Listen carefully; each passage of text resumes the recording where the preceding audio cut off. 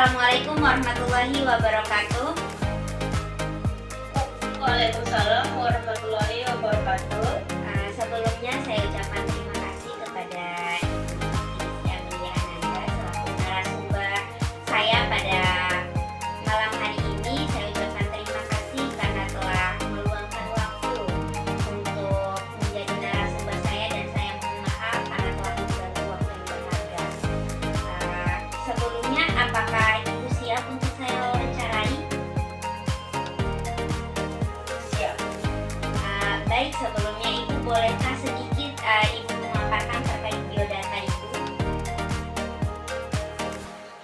Baik, perkenalkan, nama saya Kiki Rizky Amelia Ananda, tempat tanggal lahir 15 Mei 1999, alamat Dusun Mangga 2, Desa Rango, Kecamatan Kajo, Kabupaten Bengkulu, dan status saya sebagai guru honorer di SDN nomor 1 Kajo.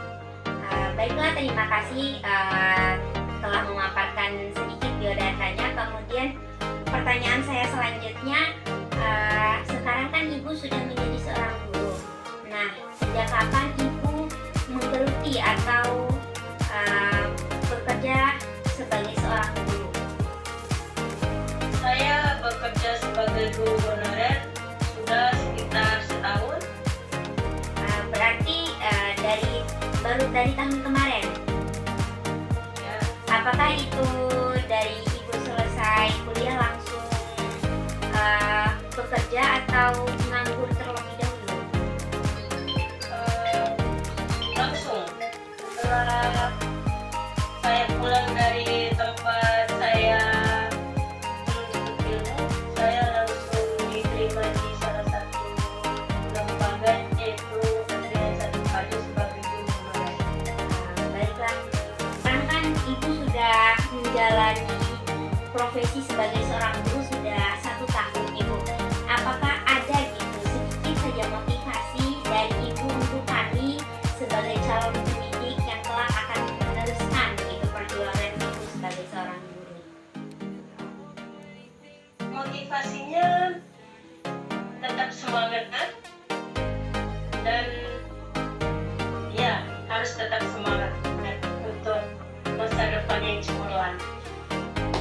Baiklah, saya ucapkan terima kasih kepada Ibu Kiki karena telah memberikan saya jawaban yang telah memberikan saya pengalaman hidup dari Ibu sendiri. Saya ucapkan terima kasih dan mohon maaf telah mengganggu waktunya. Demikian mungkin wawancara kita pada malam hari ini. Memperoleh yaitu anak dan putri, yaitu sebanyak 3 orang. Lanjut.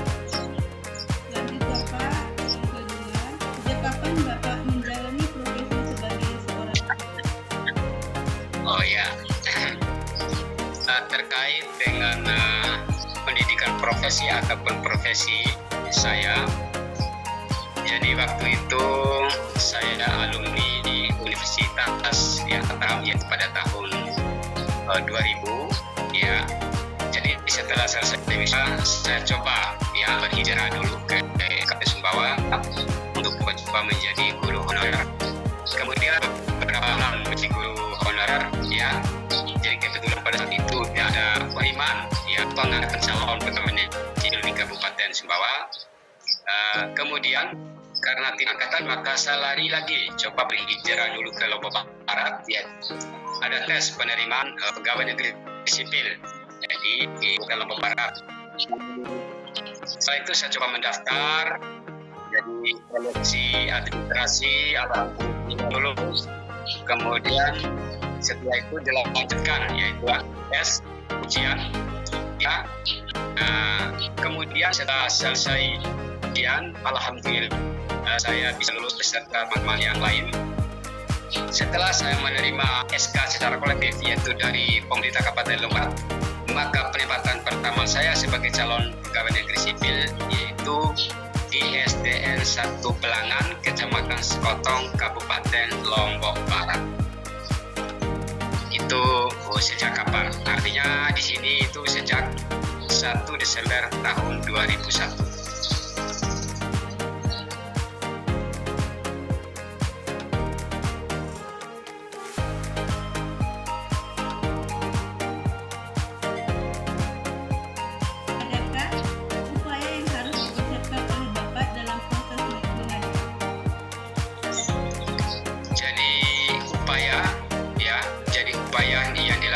oleh saya sebelum kegiatan ya, proses kegiatan belajar mengajar itu tentu ada, karena bagaimanapun juga ya namanya seorang guru itu tentu ada upaya atau hal-hal yang harus dipersiapkan sebelum proses kegiatan belajar mengajar.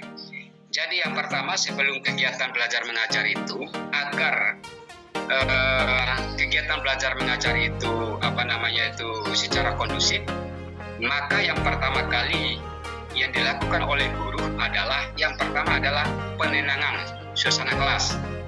Jadi penenangan suasana kelas itu, jadi setelah selesai, misalnya sebelum tahun ajaran baru itu dimulai, antara guru dan siswa itu istilahnya sekarang membuat keyakinan kelas, artinya peraturan berdasarkan kesepakatan antara guru dan siswa, yang mana misalnya ada keyakinan kelas itu, aturan keyakinan kelas itu dilanggar oleh siswa, tentu di situ ada konsekuensinya yang harus didapatkan oleh siswa-siswi yang melanggar.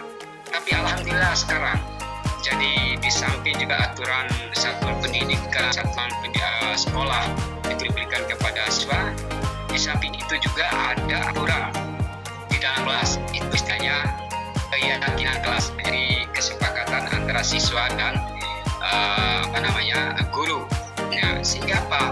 Tujuannya adalah untuk memberi jerak kepada anak-anak bagi yang melanggar. Jadi alhamdulillah sekarang ya, dari dulu sampai sekarang itu, ketika buatan keyakinan kelas, maka proses kegiatan belajar mengajar di dalam kelas itu berjalan sesuai dengan kondisi ya. Apakah ada motivasi dari Bapak untuk generasi selanjutnya dalam menggeluti profesi guru? Ya, kalau terkait motivasi anak-anak yang sudah tamat, yang sudah alumni, jadi karena di satuan pendidikan ini kita menjadi kesehatan hitung penjara hari Jumat itu kita, jadi biasa kita beberapa kasih salam bisa itu gotong royong misalnya, kita biasa itu. Artinya di samping juga disampaikan oleh Bapak dan Ibu gurunya di kelas, tetap kita memberikan motivasi. Coba bayangkan ya, Bapak dan Ibu gurunya misalnya yang bisa hadir di sekolah ini, yang datang di sekolah ini, yang berdiri di belakang kelas itu butuh proses. Kenapa? Karena mereka itu adalah pelajar ya. Bahkan pelajar mereka dari PAUD, dari TK, dari SMP, kemudian lanjutkan ke SMA, perguruan tinggi, butuh proses. Sehingga Bapak dan Ibu guru itu bisa berdiri di depan kelas. Nah, oleh karena itu, jadi motivasinya anak-anak ya, selama ini alhamdulillah di satuan pendidikan SDN SP1 Prode ini sudah ada yang tamat ya, sampai S1, S2, bahkan sekarang sudah menjadi guru lagi ya, sudah mengajar di SDN SP1 Prode, sudah menjadi pegawai negeri. Jadi itu motivasi yang tetap selalu diberikan kepada anak-anak, baik yang kelas 1, kelas 2, kelas 3, kelas 4, kelas 5, bahkan yang tamat.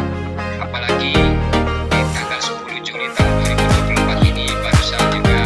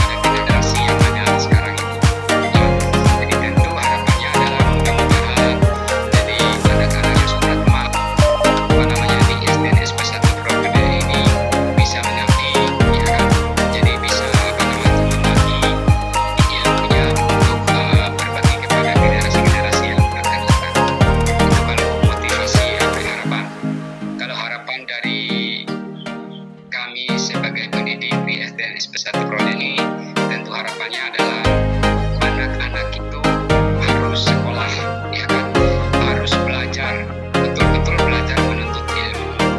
Tujuannya adalah itu juga itu sudah ada dalam Undang-Undang Dasar tahun 1945 yang keempat.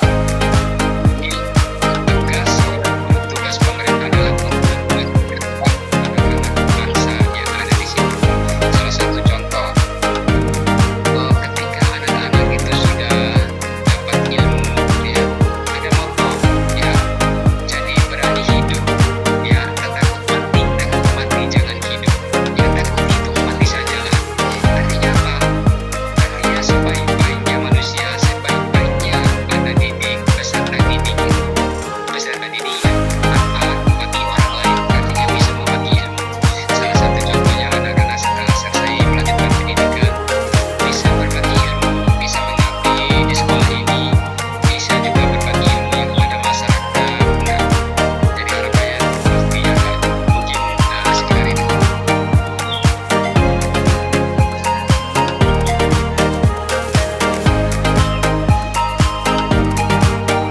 Ya, alhamdulillah, mudah-mudahan bermanfaat. Jadi lewat kesempatan ini mudah-mudahan bermanfaat dan sangat membantu. Jadi anak-anak saudari-saudari dengan teman-teman yang ada di Universitas Muhammadiyah Mataram, semoga mata kuliah yang kaitannya dengan tugas ini dapat memperoleh nilai baik, apalagi sangat memuaskan. Nah, sekedar itu.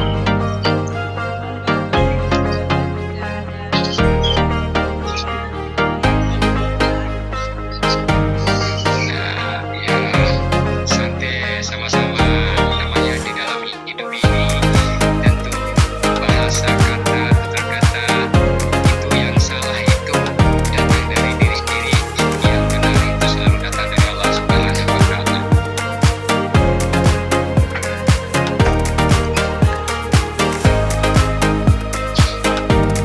Ya, terima kasih, ya. Lanjut. Waalaikumsalam warahmatullahi wabarakatuh.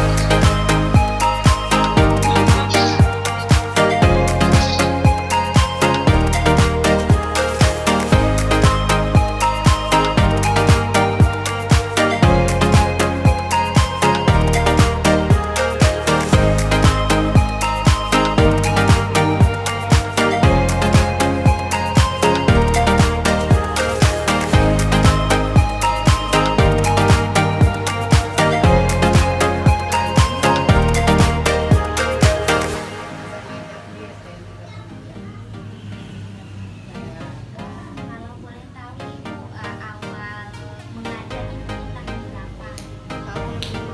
Setelah lulus tahun 2011.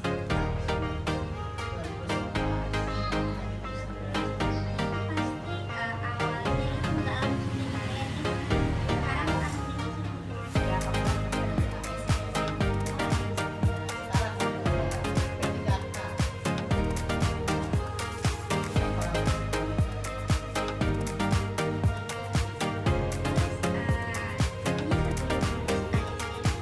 Sekarang P3K. Jadi semua kan berproses. Dari masuk perguruan tinggi pun sangat berproses. Saya lulusan S1 di SD. Dari kalau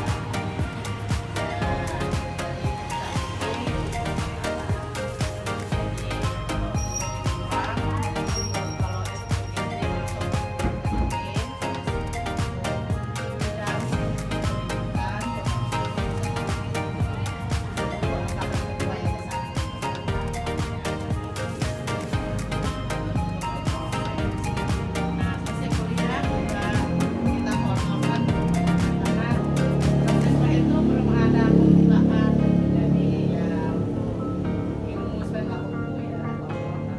masuk ya suka dukanya ya itu harus bersabar